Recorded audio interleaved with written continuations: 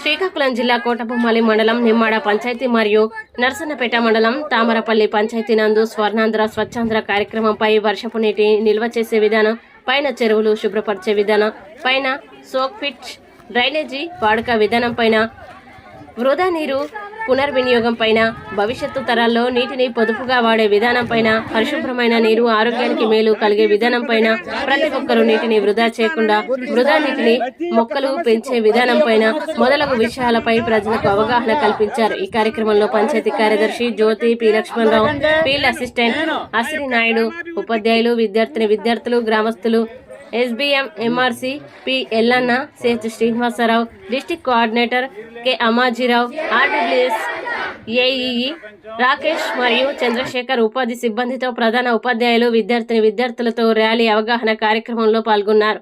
ఏదైనా నీటి వనరులని ఎలా కాపాడుకోవాలి, మనం ఒడిసి పట్టాలి.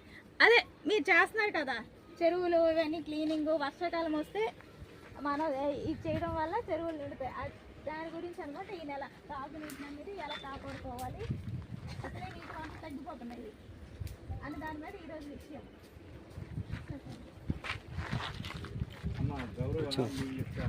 తామరపల్లి పంచాయతీ సార్కి, అదేవిధంగా పంచాయతీ కార్యదర్శికి, మా మండలి కోఆర్డినేటర్ ఎల్లన్ గారికి, అదేవిధంగా ఫీల్డ్ అసిస్టెంట్కి, మీ అందరికీ హృదయపూర్వక నమస్కారాలు.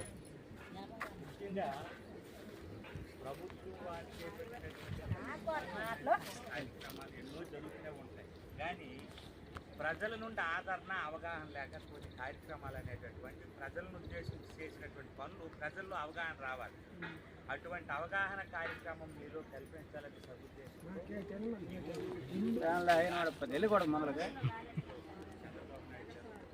అది కేంద్ర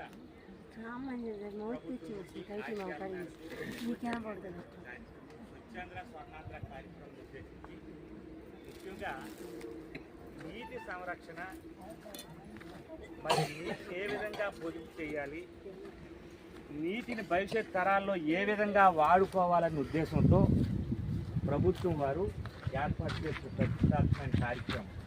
ఈరోజు నీరు లేనిదే జీవం లేదు.